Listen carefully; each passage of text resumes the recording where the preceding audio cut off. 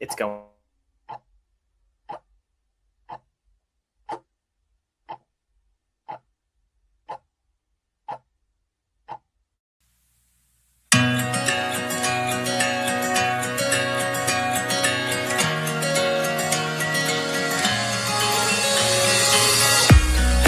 Dream up a world of pirates, climb the highest tree, fall down. Mama, I'm fine, don't worry. Go back out to sea, sail home, sweet home, where the ships must go to get all cleaned up and put away.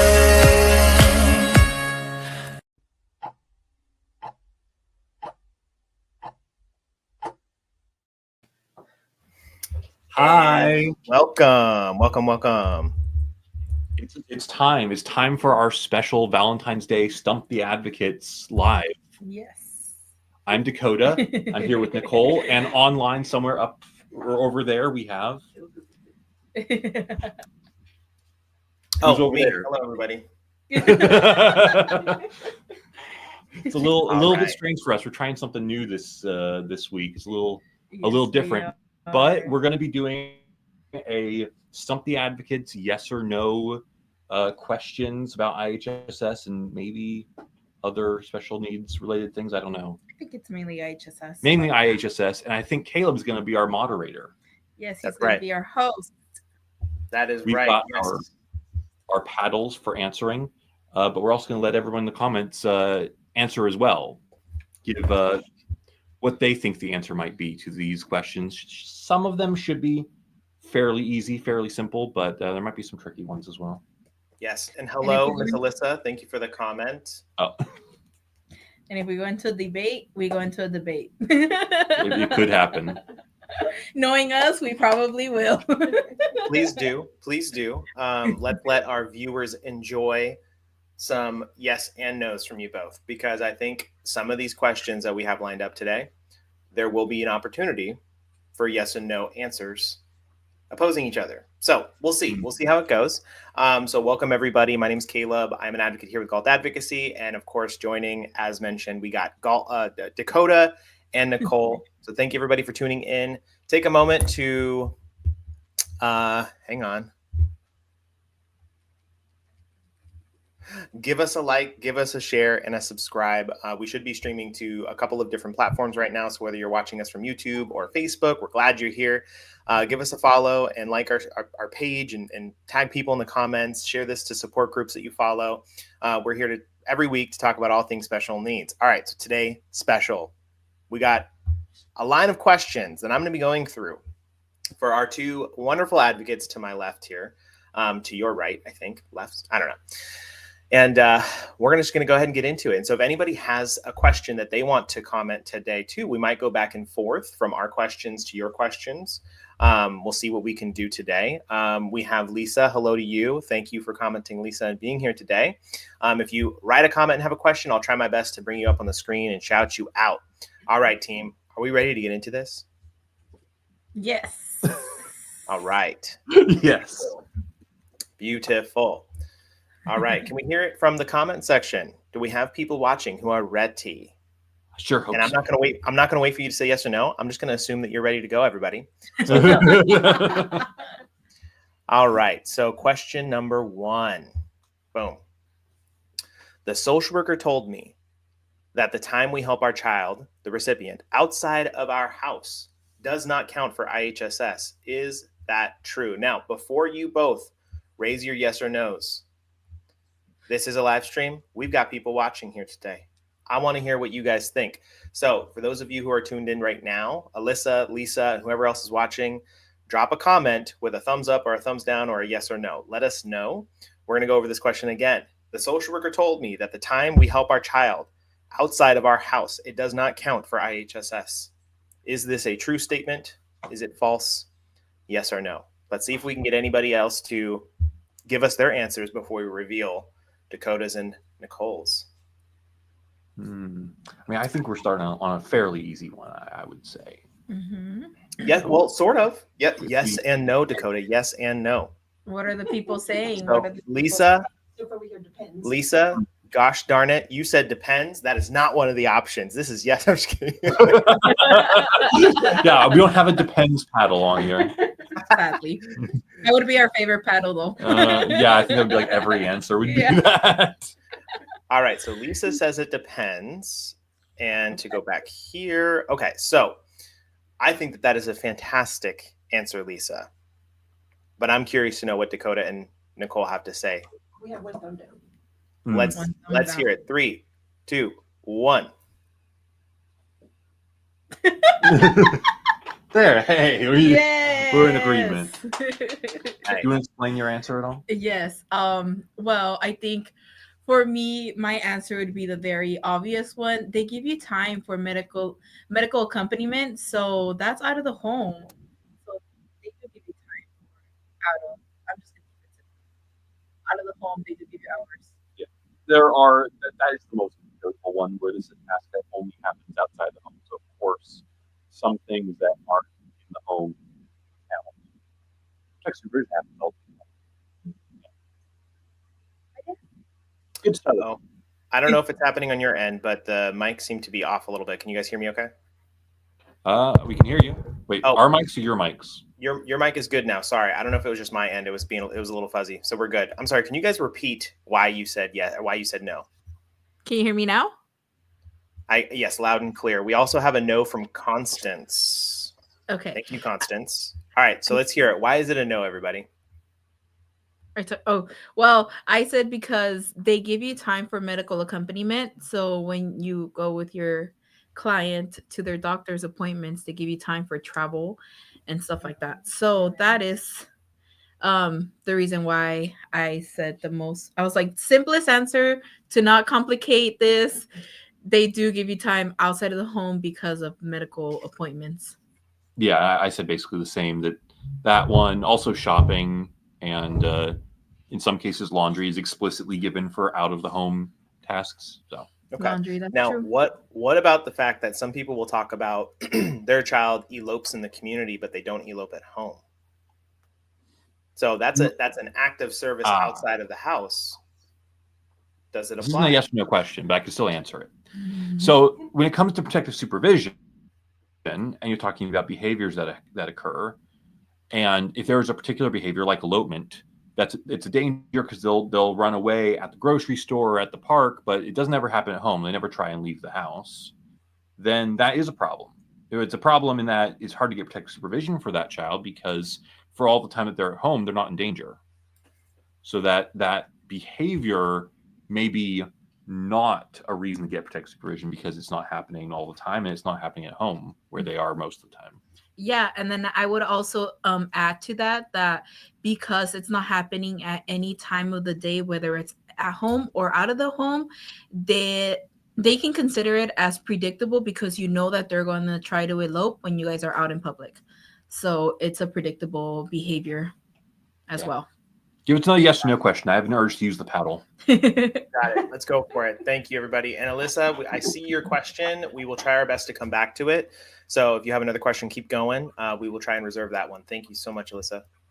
All right. Are we ready for the next one?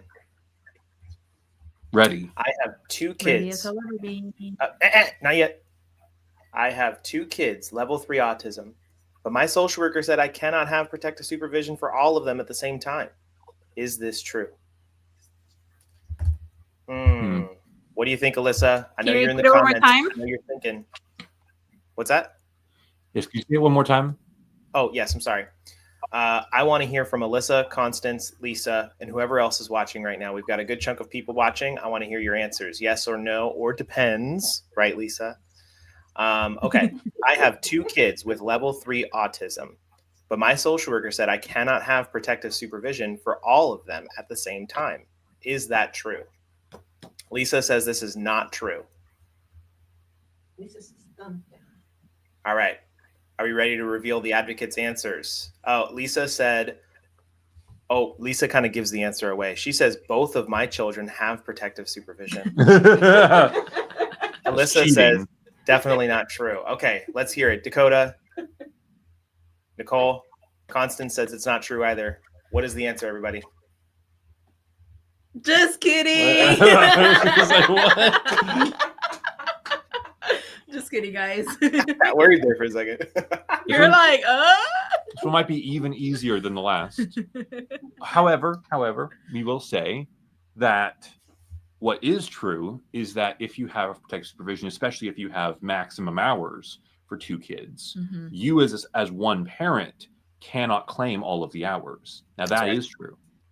There is a limit to how many hours one provider can claim. So Mhm. that is something to keep in mind. So yes, absolutely, both children can get protective supervision, and you can provide protective supervision to both, but you cannot claim more than your maximum cap of hours. Mhm. So as providers, it's not limiting the benefit for the recipient, right? So it's limiting the work for the provider.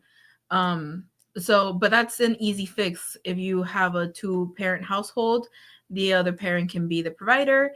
If you have grandma living with you, older sibling, Mhm. Whoever is willing to help you be a provider, they can get the other hours. But yeah, if they're both at maximum, well, divvy up the kids, divvy up the hours. That's the only way. That's right. And Stephanie wrote, you can, but there is max amount of hours, which is exactly what we're talking about. You are 100% correct, Stephanie. Full credit to Stephanie. She got there. Yep. All right. So, and I see that Annette has another question. Annette, thank you so much. We will try and come back to that. So hang tight. We're going to go down. I'm going to see if I can get another good one here. Let's see. All right. I got a fun one. Are we ready for this one? Maybe. Perhaps. Are you guys ready? Yes. That's live. Don't you forget that. Okay. Next question is, my adult child with autism wants to work and learn how to drive. If they get a job or pursue getting a driver's license, will that affect their protective supervision eligibility? Now, there's a reason this question is included in there, because it is something that we've been asked before. So we understand that these are celebration milestones, and we hope and pray that all of our kiddos can reach that, right? But when we're talking about PS, is this something that can affect their PS eligibility? Let's hear it in the comments. Does anybody have an idea? Constance, Stephanie, Lisa, I know you guys are brewing up some answers. Could you say the question one more time, because we can't see the screen. Yeah. My adult child with autism wants to work and learn how to drive. If they get a job or pursue a driver's license, will that affect their protective supervision eligibility? All right. We have a couple of answers. Alyssa says it can, meaning it can affect the eligibility. Okay. Stephanie said that's a hard one. I agree. It's kind of a tough one, right? And then Constance says a flat out yes, it's going to affect your eligibility. So thank you, everybody, for providing an answer, because I do think this is kind of a tricky one. Alyssa furthers her point. Driving can definitely impact protective supervision. And then for Lisa, she says, I think they can maybe get hours for ADLs, but if they're able to drive and work, then they will likely be seen as self-directing. Mm-hmm. All right. Fantastic answers, everybody. Dakota and Nicole, on go. 3, 2, 1, go. Yeah. Yeah. Yes and no. I wish we had a hooray button that can go every time you guys answer. We're agreeing too much, but it really is a yes, but, or it's a most likely, right? It's a most likely kind of answer where it's like, yeah, if they're able to get a driver's license and they're able to drive, that's probably going to affect the idea they could get protective supervision. 100%. But I was saying yes and no, because yes, driving, there's no way. Very much no so. way. But if you are working, like let's say you're in a day program or you're getting resources from regional center and you're being supervised and the only thing you're doing is making boxes at a pizza joint, under your aid supervision or whoever is from the program directly, not like manager from the pizza place, like from the actual program, then yes, people can be receiving protective supervision if they're working under direct supervision of the program and they're only working like an hour or two or a few. Yeah. That was right. I was going to say is that not all jobs are equal in when it comes to the amount of like self-direction it requires and how much supervision is being provided. Some of these day work programs still provide constant supervision even when they're doing some tasks around a business place. Some independability, but one other thing when it comes to driving is that it is definitely possible for someone to develop a need for protective supervision while they already have a driver's license. Like some certain things, schizophrenia, dementia, some of these things can appear later in life, and a person who's able to drive might suddenly develop a need for protective supervision. So quite the opposite. It's not the same as getting your driver's license when you already have it, but it's still possible that both things can happen. It's just I agree. And to further Lisa's comment here, so Lisa mentioned self-direction, right? So I think that's an important factor there to think about because, yes, you can work a job and be supervised through a work-related program through the regional center or another work program, right? My sister with Down syndrome has done that before, and she has protective supervision. But with a driver's license, again, in order for somebody to be behind the wheel and driving, they have to be able to assess danger, right? Mm-hmm. And that goes just kind of completely against the need for protective supervision. If somebody can be driving and assess those dangers while they're driving, that would be the only way they could pass a test. That's the only way we would feel comfortable as loved ones allowing them to drive, right? So I think that one is probably a no, right? Or a yes, right? It will affect their eligibility. So thank you, everybody. Fantastic questions. Wonderful job, Nicole and Dakota, for providing some perspective there. I got another one. Are we ready? Ready.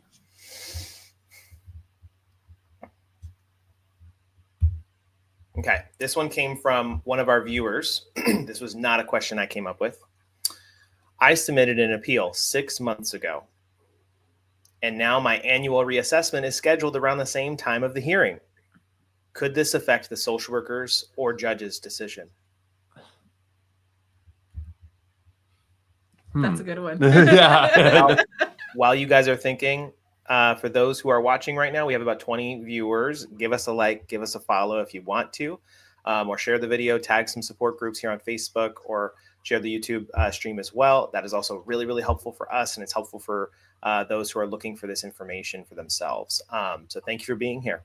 We love and appreciate you. Happy Valentine's Day. All right, back to the question, everybody. I submitted an appeal 6 months ago, and now my annual reassessment is scheduled. Dakota, why are you looking like that? We're just we're trying some things over here. Don't worry about it. Okay. I submitted an appeal 6 months ago, and now my annual reassessment is scheduled around the same time as the hearing. Could this affect the social workers or the judge's decision? We have a comment from Alyssa. She says, is the hearing before or after the review? That might provide some perspective. I will say I adjusted this comment. I believe the assessment was a week before the hearing. The assessment is a week before the hearing. Yeah. I can't remember if that was the exact scenario. I'd have to look back, but let's just say for this context, it is before the hearing, a week before. Okay. Renee says, hi, you guys. Nicole and Dakota, you are amazing. Renee, thank you so much. You are amazing. Okay. Annette writes that, yes, this will affect their decision one way or another. What do you guys think? Go ahead. You ready? 3, 2, 1, go.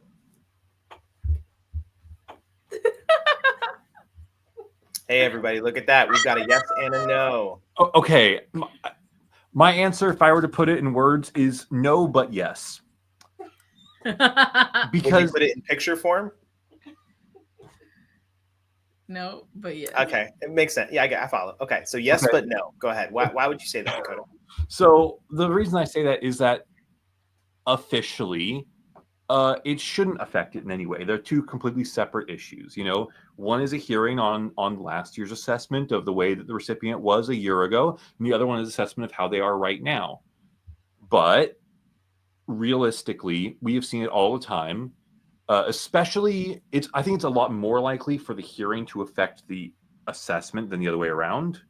But there's two ways it can affect it. Either you do the hearing and you get the decision, and immediately after the assessment happens, and the social worker will say, well, I'm not going to make any decision based on that. Like, I'm not going to change. I'm not going to go against what the judge said. Mhm. Or the decision hasn't come out, and the social worker will just say, well, I'm just going to leave the hours the same as they are, and then just whatever the judge decides, that's what it's going to change to. Yeah. And they'll just basically not do their job because the judge is. I forgot, to be honest, I completely forgot what I said, if I said yes or no. Uh, You said no, it wouldn't affect their decision. Oh, yes. Okay. So the reason why I said no is because sometimes, unfortunately, um, when you have a hearing case, like he was saying, it's two separate issues. When you have a hearing case and you have the assessment, most of the time, like the social worker doesn't directly know what's happening with the appeal process because they don't really get chimed in until like the hearing. The one that mainly knows about those details is the appeals rep. So that's why I would say that it doesn't affect, because I've even had it like, where I had the assessment prior to the hearing, and then she was just like, well, I don't know what's going to happen. So, and they are completely like, they're not in the loop of things. So that's why I said no. Yeah, I think I've seen it go both ways, where I've seen social workers who aren't even aware of the hearing. They just do their assessment like normal. And Yep. sometimes they'll approve the hours before the hearing happens. Yeah. And now and that actually is really great for us, because we can look at that and say, Yeah. well, look here, the county has changed their mind. Why didn't they grant it a year ago? It's great. But But that helps us sometimes- withdraw from the hearing if they approve it. Sometimes we get the opposite, where the social workers say, well, you're in a hearing about this. Judge is about to make a decision. I'm not going to bother doing anything. Mhm. Just whatever the judge says, that's what your hours are going to be.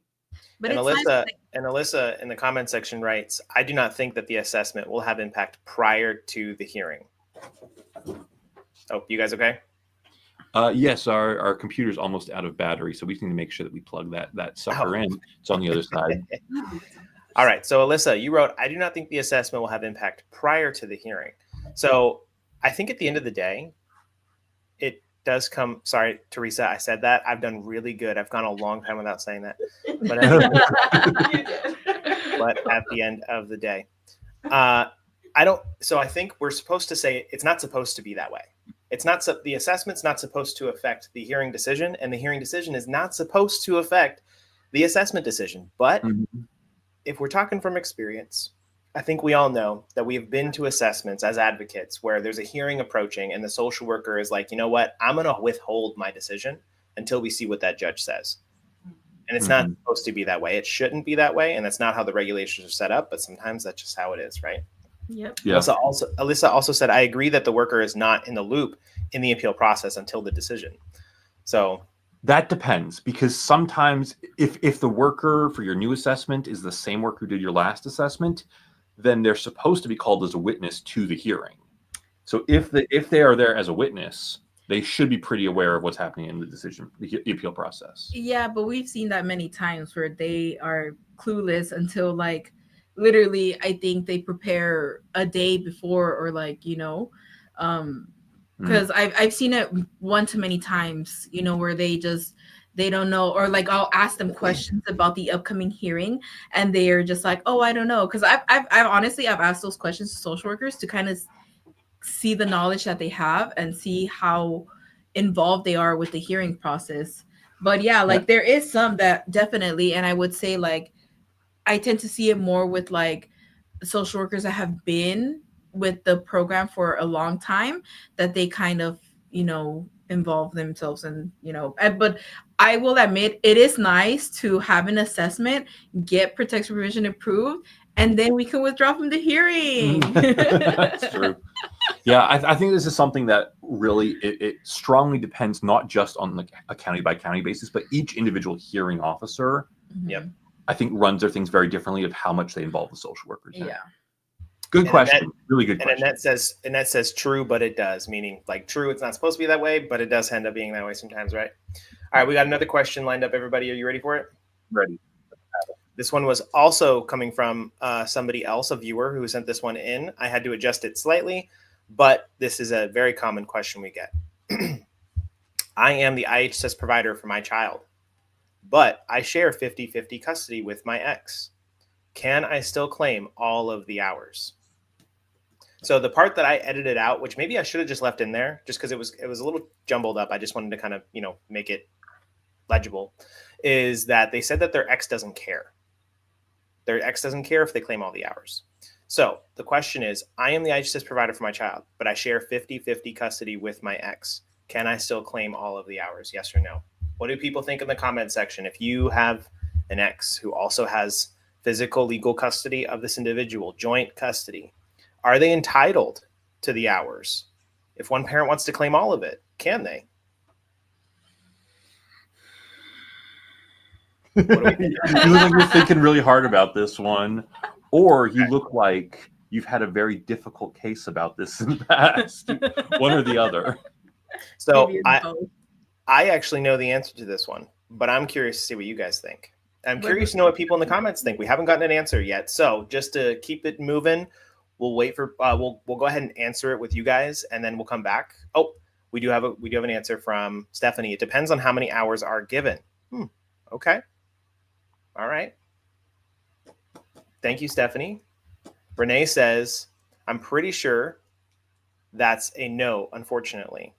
Okay. So she's guessing, right? She thinks that the answer is no, that you can't claim all the hours if it's split 50-50. Lisa says that it depends on the custody schedule, right? Okay. So now we're getting away from the hours and we're focusing on custody arrangement, right? And then Annette says only if written statement from a parent, and it depends on what the 50 living arrangement is. So yeah.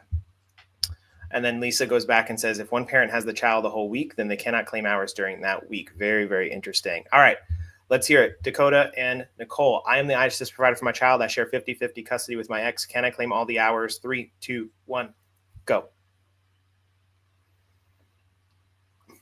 I'll go first. All right. So I say no, because like how some of the parents are saying, okay, so this is a very it's complex, really hard. It's very complex because it really is by like case by case situation. Like in this case, wait, I said no, right? Yes. Okay, I said no. Yeah, I said no because legally, okay, I'm gonna stick to the legalities of it. I'm not really gonna go off and be an advocate. What are the rules? What are the rules for custody and hours? Let's start there, right? Yeah, so legally, because you do have 50-50 custody, the mother or the father, the other parent has the right to be the provider for, the amount of time. Because if she's living with, or the kid is living with them half of the time, they are allowed to claim half of the time if they are interested in it, right? But according to this specific, obviously they don't care, but legally it's supposed to be split if they're both interested in being providers. I'm just gonna leave it at that. Simple. And yeah, for me, simple answer, Dakota. Okay, for me, I said simple. Yes, but man, it really depends. Like the situations be very specific. So you did set up the hypothetical that the other parent is not interested in being a provider. So if they are in agreement to not have some of the hours, then that's that's necessary. And you said it's 50-50, so presumably the child is with the provider parent for long enough in the week that they can do the hours. I think it would depend on like which tasks, because some tasks might only be done certain days of the week, and if the child's not with you, then you can't really claim those tasks. Mm-hmm. So there are a lot of mitigating factors, but it is definitely possible. All right, my simple answer goes hand in hand with what you guys said. It also involves some of the answers about the custody arrangement, the schedule, and the amount of hours themselves. So it's really simple. The custody arrangement percentage is technically what you are supposed to claim in the amount of hours.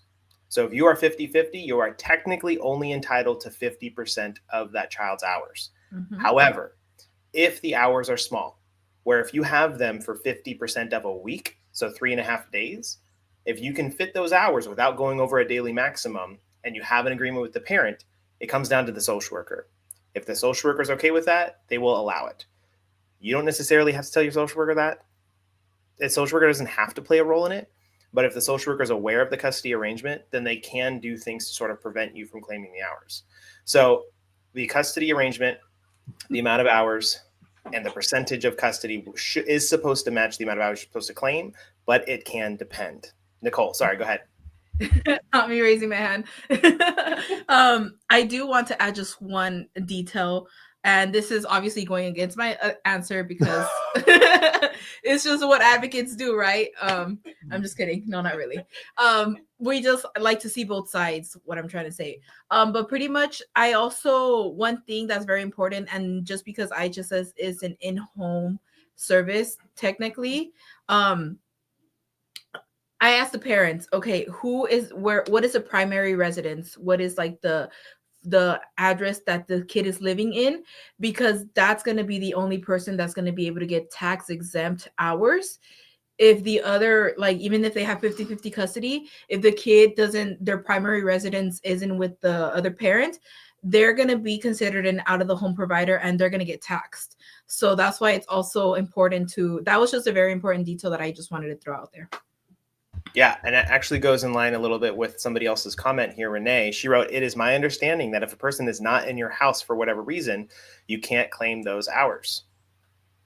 Yeah, well, they can, but they'll just be an out of the home provider. So they'll be a regular IHSS provider, and then they just get taxed. That's right. It's a part-time job for them.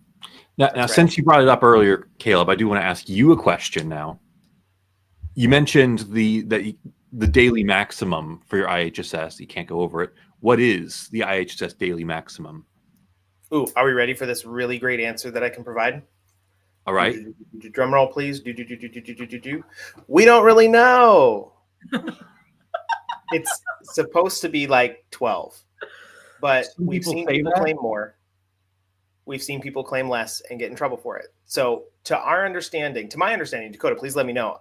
The last time we spoke about this, to our understanding, they don't like you going over 12 hours in general in a day, but you can't claim more than 9 hours a day of protective supervision. Now, am I wrong for thinking that? Because again, I feel like this one has been a little confusing. Well, last that I heard from John, our coworker, there is no official daily maximum. There's only a weekly maximum and a monthly maximum, of course, but you know.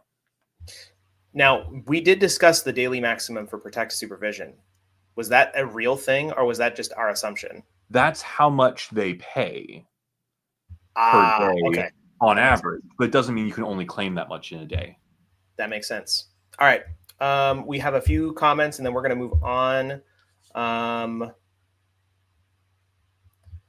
Renee said that's a great question. I've only done 12. So that's good to know, right, Renee?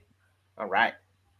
Lisa says to Renee, you can't claim hours if the recipient is inpatient for more than 24 hours. That's true too. So if they're hospitalized for 24 hours or more, I can't remember the details of that, but yeah, if they go to the hospital, technically you're not supposed to claim hours, right? All right, some great participation, everybody. Thank you so much for tuning in. And please, before we go on to the next question, again, give the video a like, a love, drop a comment about who you are, where you're from, if you ever want to, and share the video if you can. Or tag a support group. That's awesome. Too. All right. Are we ready for the next question, team? Yes, we are. My child is inconsistent. Sometimes he seems fine, but sometimes he is not and requires supervision and direction to remain safe. Will he be eligible for protective supervision? So for those who are in the comments section, for those who are viewing, you can read this question. I want you to take a moment to read it. I want you to try and come up with a yes or no answer, or it depends, right, Lisa? And I'll read the comment I'll read the question back to Dakota and Nicole. So while we do this, go ahead and think of your answers. Nicole and Dakota, my child is inconsistent. Sometimes he seems fine, but sometimes he is not and requires supervision and direction to remain safe. Will he be eligible for protective supervision? Okay, so Stephanie says, yes, he will be eligible for protective supervision. And we just have a comment from Renee that just says, Stockton, California, San Joaquin County. Ugh. And I agree. That doesn't have anything to do with the question, but I agree. I'll recoil in horror when we hear that. So you just go crawl. Okay, everybody. Are you ready for Lisa's answer? Yeah. Lisa says it depends.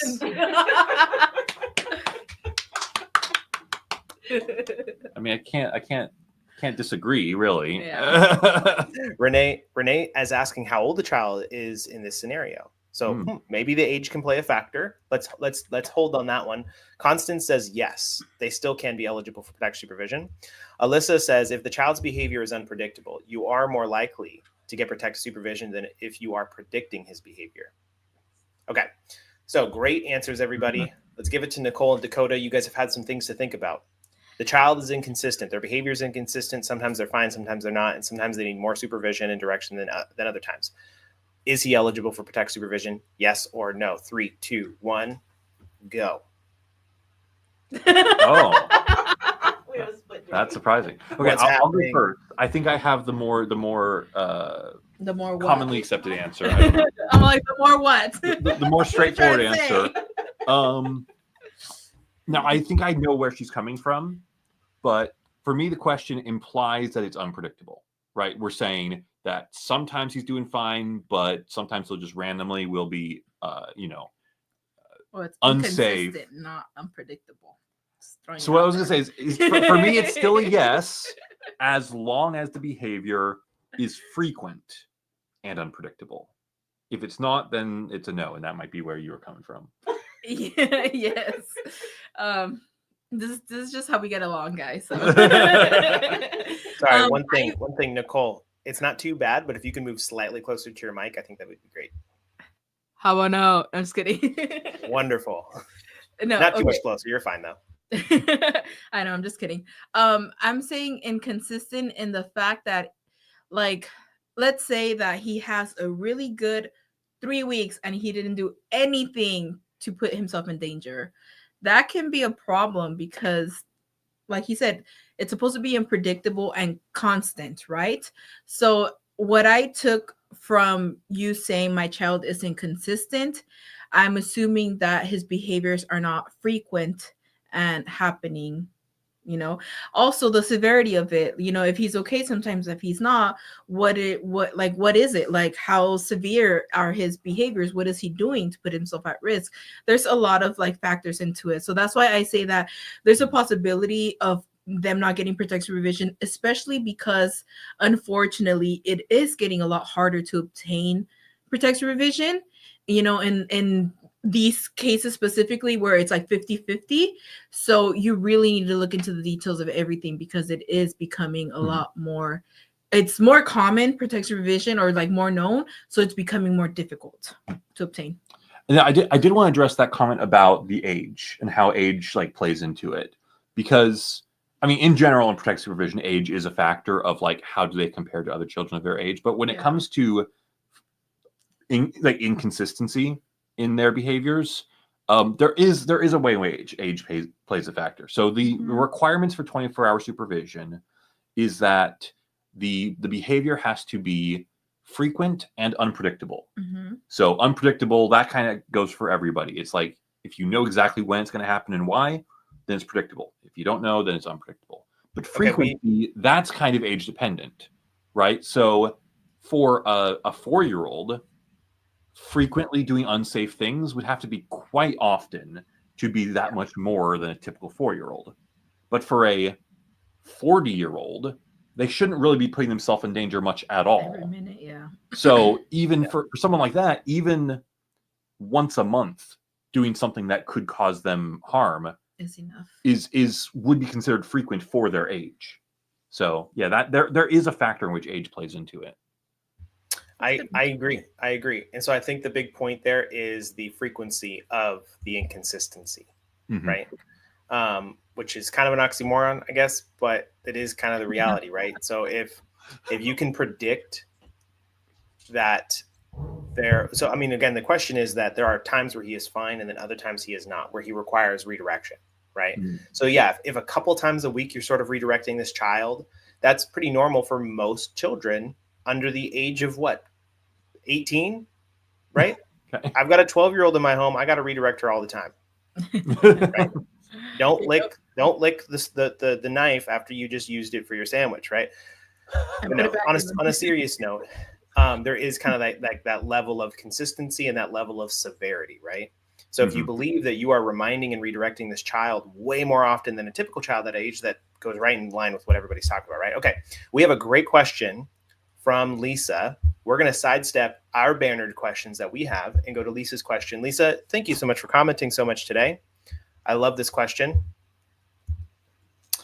Lisa asks, can aggressive behavior from a 5-year-old disqualify them for PS? I love this one because I'm guessing Lisa has gotten maybe a notice of action that said that they were denied, right? Because of aggressive behavior. If those of you who are watching who have had a notice of action before denying protective supervision, you've probably read in that notice of action, it'll say something along the lines of protective supervision, aggression and antisocial behavior and other things like that are kind of confusing. So Dakota and Nicole, can aggressive behavior from a 5-year-old disqualify them for protective supervision? Lisa said, you guessed it. We guessed right. So she saw that on her notice of action. Now, I didn't specify exactly what that notice of action said, but it was enough to bring up this question. Lisa, thank you so very much. All right, everybody, to save on time, 3, 2, 1, go. See, this is really difficult because I know exactly what the answer is, but it's really hard to choose just a yes or no for it. It really, okay, let's just explain. So, okay, go ahead. Aggressive behavior is specifically listed as a behavior that you cannot get protective supervision for. However, you cannot be disqualified from receiving protective supervision because you have aggressive behavior. Does that make sense? You want to explain it in a better way? Yeah. So pretty much like, let me shorten the answer. So like you said, like, so because you're aggressive cannot be the only thing. Now, if that's the only thing that people think that you're qualifying for, like you don't have any other behaviors and you're only aggressive, then yes, of course you're not going to qualify. But if you have aggression and then you also have other behaviors, they need to obviously look at the rest of the picture, not just like, but knowing IHSS, it's not like that. And the aggressiveness, when they're saying like, protective supervision does not qualify, aggression does not qualify for protective supervision.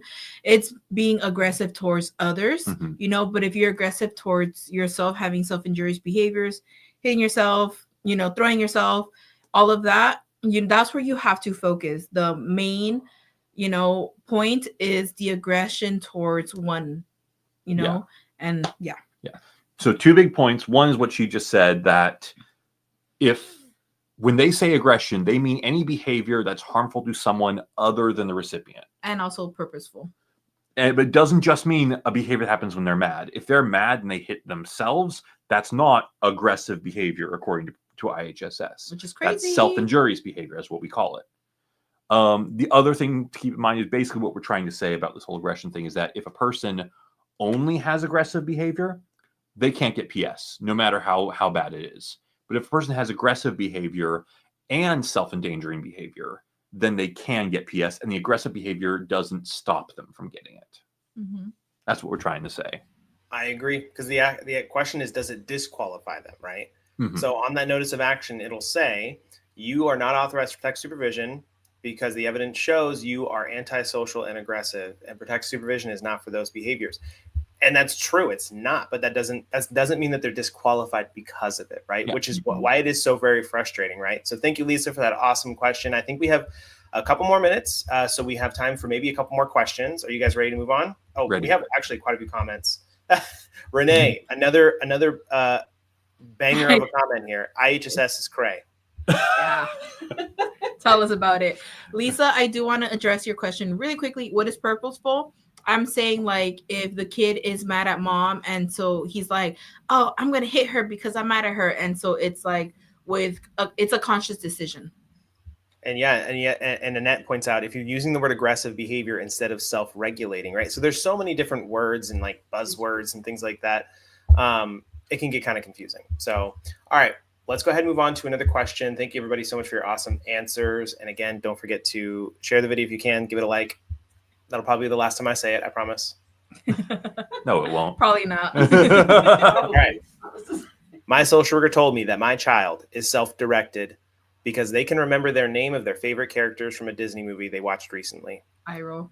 Does this mean he is self-directed? Can we just answer All it right now? I think most people in the comments who have been through the ringer of protective supervision eligibility is probably going to know the answer. So we're just going to go. We're going to cut right to you both. 3, 2, 1, go. Wait, No. wait. Sorry. Does knowing your favorite superhero make you self-directed? Yes or no? No. Okay, there you go. I think the looks on our face the first time the question was asked really just says it all. I think I Like, said yes because the social workers would be like, "Oh, he knows his name and this. He's self-directed." Denied. That's what I so probably meant. what you mean is, will they deny you for that? Yes. Absolutely, they absolutely will. But no, you're not self-directed. You wait. I already forgot the question. Are you self-directed? I don't think so. Your memory I'm is just a little kidding. poor. If the child can remember their favorite character in a Disney movie, that would mean that they are self-directed. No. I think everyone knows this one. We've talked about it often enough, but like On a daily, probably. and you know, fill in the blank for whatever it is that your child knows or is able to do. I've seen some of the worst of it is from judges. I'll tell you the worst example I ever saw was, oh, your child elopes from the home. Well, in order to elope from the home, they had to know where the front door is. They had to have the judgment to know that the doorknob is how you open the door. They had to be able to grasp the door with both hands and turn it and pull it at the same time in order to elope. And that's a lot of steps and that's a lot to remember. So they must have good memory and good orientation to know all of those things. Therefore, they're self-directed. I've heard that from a judge in writing. In that sense, that's why we don't like going to hearings if we can avoid it. And Dakota, with that example you just gave, I think it's only appropriate to go back to Renee. IHSS is correct. Amen. We need a Amen. quote. We need to quote Renee forever. Yeah, can we save that comment for for future references? I had an assessment not that long ago where this young fella, young teenager with autism who needed protective supervision, the social worker was asking the questions about what he can and cannot do, and judgment and all that stuff. And the mother in the scenario described a couple of things that he would do, very impulsive, like dangerous scenarios, right? Mm-hmm. Where in the process of those scenarios, that child would have to make certain decisions, very similar to making a decision to open up the door and make a decision to walk out. So this social worker at this home assessment said, you know what? Based on some of those examples, it's very clear that he is self-directed because he is using his decision-making skills. He's deciding to play with the knife, and therefore he is safe. So I then chimed in as the advocate in that scenario, and I asked, so you're saying that whether it's a good decision or a bad decision, whether a decision is made, that determines self-direction? And this social worker said, yes. This social worker said, IHSS is cray. No, I'm just kidding. They said yes. That was basically the same thing as IHSS is cray. That's for sure. Yeah. Okay, so Lisa says, my social worker said he knows his teacher's name, so he is self-directed. The name she listed is not on my son's. Is not one of my son's teachers. That's okay. That's great. Did he name the teacher from Magic School Bus or something? Oh, he knows his teacher's name. Oh, great. Yeah, I mean, we even had a kiddo once where the 911 questions were being asked, and the social worker asked, "Okay, what would you do if there's a fire?" And the child said, "I would hide in my basement." And the social worker said, "What a great answer."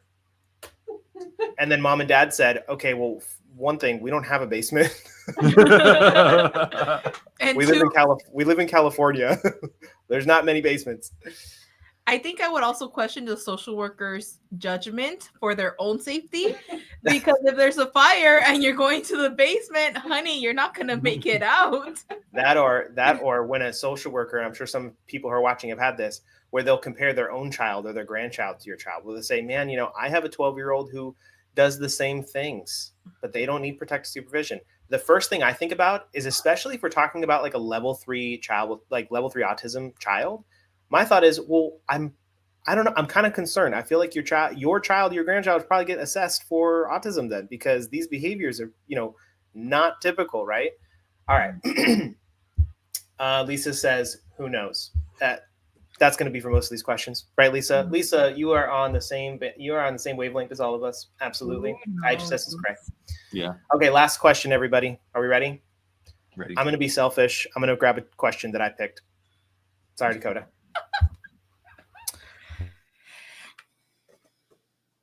My wife was in an accident and is now permanently disabled. Her social worker said that it is my job as the spouse to care for her and that she will not qualify for certain categories of IHSS. Is this, it's supposed to say true, but it did not add that in there. Is this true?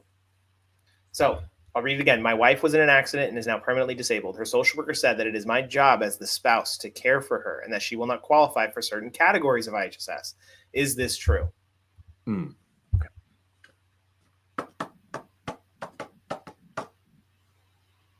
What do we think in the comments, everybody? We've got almost 20 of you watching right now. Does anybody have an answer to this question? If you are the spouse of an IHSS recipient, can you claim hours with IHSS? Are there categories you're not allowed to get for this person?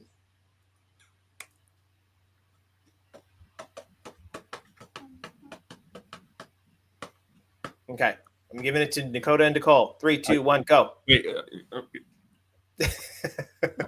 Okay, this I thought we might need to correct. hear the answer again, but I think we both got it. Yeah. Okay, I'll give the response to this one. So yes, this is true, unfortunately, because there is this thing called spousal responsibility and everything that involves the house in itself, housework, laundry, chores, all that stuff. Good stuff. No, just kidding. It is spousal responsibility to take care of the home. Now, when it comes to personal hours or personal care activities of daily living, showering, dressing, bowel and bladder, all of that stuff, and they need help with that, you can get hours for that. Yeah, that thing is really clear to understand. This is only for specific categories of IHSS. Things like protective supervision, paramedical, any personal care hours, all of that you absolutely can get paid IHSS hours for. Meal preparation, no, but feeding, yes. Yes. So anything that involves. So I have something to add there, actually.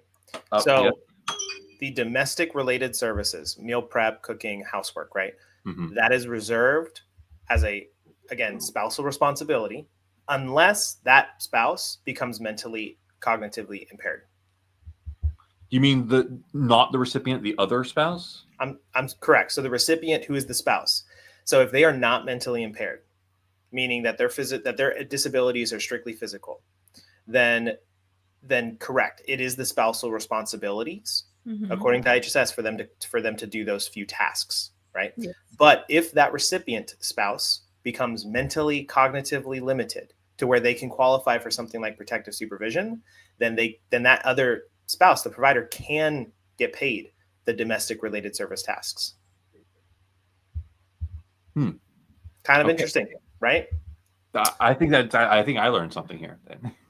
Stephanie, another comment we can agree with. I have to agree with Lisa. IHSS is cray. But then you never know. Renee? Wasn't that Renee who said that? I want to give credit where credit's due. Stephanie saying she agrees. Oh, Lisa, ha ha ha. Got it. Whatever. Anyway, yes, it was Renee. Yeah, it's a weird thing. But like, if you are a spouse who's planning to take care if you're a person who's going to take care of your spouse for IHSS, don't be deceived by the county, because we have had people who have said, "Oh, you can't be the provider because you're the husband or wife," or "Oh, you're going to get basically no hours at all, so it's not even worth it." We have heard those things even recently. So don't be deceived by that. You still can. There's still a lot of categories you can be approved for, even as the husband or wife. And Stephanie's correcting herself. She says credit to Renee. All right, everybody, we are out of time. We got to switch over to our Spanish platform with Nicole. Dakota, thank you so much for helping out today like you always do. Nicole, thank you as well. You both did a wonderful job. There are questions I disagree with your answers on, but we're going to save that for another time. I'm just kidding. We disagree with you as well. That's true. No, thank you everybody so much for tuning in today. Again, give the video a like and a share and a comment. Okay, promise that's the last time because we're sending off now. I told you. Yeah. But thank you everybody for tuning in like you always do. Happy Friday, happy Valentine's Day. I hope you have a wonderful weekend. And if you speak Spanish, join us here in just a couple of minutes. We're going to switch over to our Galt advocacy page in Spanish where you can watch the same stream, but we're going to be in Spanish this time. All right. Dakota, Nicole, any last send off words? Everybody have a wonderful weekend and stay safe. Yep. Happy Valentine's Day, and we'll see you next week. Bye, everybody.